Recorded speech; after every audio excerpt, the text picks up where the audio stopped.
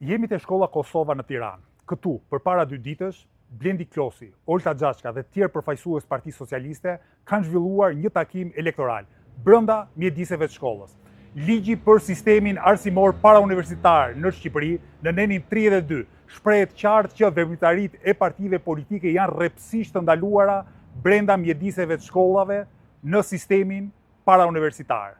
E prapse prap, pushteti, njerëz korruptuar mund ta shkelin ligjin, madje dhe të postojnë foto nga aktivitetet, sepse e dinë që ligji nuk vlen për ta, sepse e dinë që ata janë përmbi ligjit. Shkollat në Tiranë dhe në Shqipëri duhet të jenë qendra komunitare, madje po njëti ligj në një pikë më poshtë thotë se mjediset e shkollave duhet qëndrojnë të hapura për nxënësit, për veprimtari passhkollore, edhe mbas mësimit, edhe në ditët e pushimit. Mirë po, si në këtë shkollë, si në çdo shkollë tjetër të Tiranës, mjediset e jashtme të shkollës janë të mbyllura. Për fëmijët është ndaluar të luajnë pas mësimit, për politikanët korruptuar dhe komprometuar, të gjitha mjediset e shkollave vjen dispozicion në shkelje të ligjit. Në qoftë qytetarët e Tiranës do të votojnë për lëvizjen bashkë, do të na mundsojnë ta qeverisim qytetin.